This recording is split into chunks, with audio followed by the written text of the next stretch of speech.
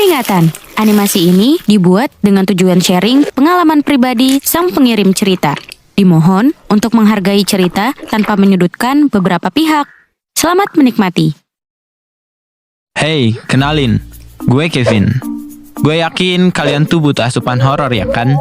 Kali ini gue bakal berbagi pengalaman horor yang gue alamin dan teman-teman gue waktu liburan kemarin. So, this is it.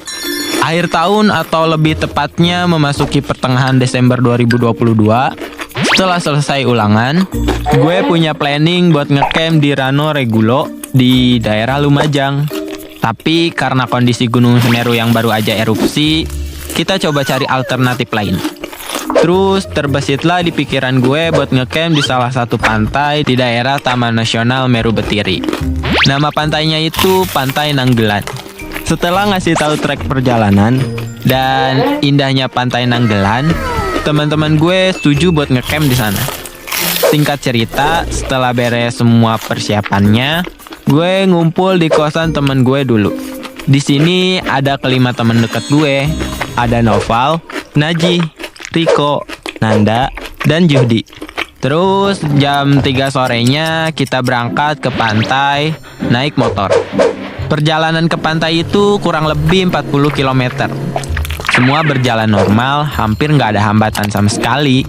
Ketika udah sampai di wilayah Taman Nasional Meru Betiri, kita berhenti di Indomart terakhir. Ya, standar lah. Di sini kita nyetok jajanan sama minuman buat konsumsi nanti di pantai. Kebetulan udah jam 4 sore, jadi menurut gue ini udah kesorean. So, gue minta teman-teman gue buat ngebut bawa motornya. Gue udah ngingetin ke teman-teman gue buat jaga omongan dan sikap selama di lokasi. Setelah melanjutkan perjalanan, kini jalanannya udah mulai jelek. Banyak jalan berlubang dan banyak lumpur yang bikin kita berasa ikut kompetisi off-road. FYI, sepanjang perjalanan ini hanya ada perkebunan karet dan jarang sekali ada rumah penduduk. Setelah melewati perkebunan karet, kita memasuki hutan jati. Nah, di sini kita ketemu penduduk sekitar.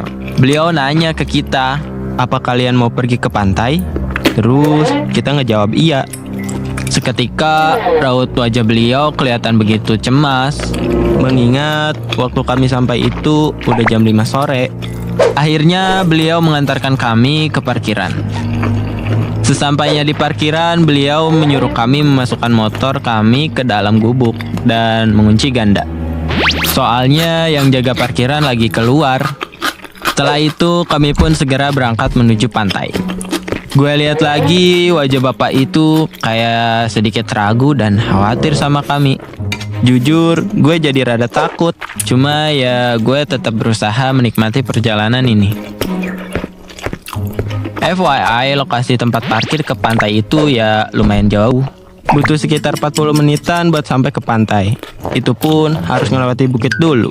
Nah, gue jelasin ya bagaimana urutan kita jalan. Gue sendiri ada di barisan depan sebagai leader, sekaligus navigator karena gue yang paling paham soal jalur menuju pantai. Teman-teman gue aja sampai manggil gue si paling paham. Hehe. Sementara di belakang gue ada Naji, Juhdi, Nanda, Riko, dan Noval. Langit jelas semakin gelap. Nah, bodohnya kita lupa bawa senter. Kebetulan yang bawa senter cuma si Juhdi doang. Jadi terpaksa kita pakai flash HP yang cahayanya nggak seterang itu. Di sini hal aneh pun mulai terjadi. Baru aja naik tanjakan pertama, tiba-tiba gue ngedenger suara benda jatuh. Gue pikir itu buah kelapa.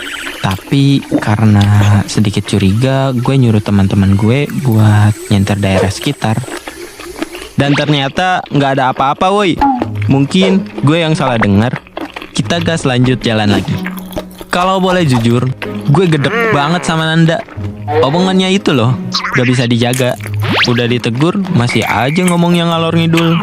Ya udahlah ya, gue coba berdoa dalam hati gak akan ada kejadian apa-apa.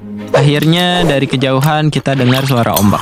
Kita bergegas tapi juga hati-hati karena akses ke pantai itu jalanannya menurun dan cukup licin. Pas sampai di lokasi, kita berenam langsung merasa senang banget. Tapi di sisi lain ternyata cuma kita berenam aja yang ngecamp di sini. Jadi sepanjang mata memandang ya cuma ada hamparan pasir dan air laut aja. Gak ada kehidupan sama sekali. Oh iya, kita pasang 2 tenda. Tenda 1 diisi oleh Juhdi, Naufal, dan Riko. Sedangkan tenda 2 diisi sama gue, Nanda, dan Najih. Setelah tenda beres dipasang, gue lihat jam. Ternyata udah jam 7:30 malam cuy. Dan di sini mulai muncul gangguan. Gue tiba-tiba nyium bau bunga. Baunya wangi banget, tapi bukan kayak molto ya. Hehe. Gue sih diem aja ya, karena teman-teman gue juga nggak ada yang nyium aroma bunga itu. Selang beberapa saat, tiba-tiba ada suara wanita yang ketawa kenceng banget. Sialnya, gue ngerasa itu deket banget sama tenda. Cuma pas gue tengok sekeliling, gak ada apa-apa cuy. Bahkan teman-teman gue juga nggak ada yang dengar.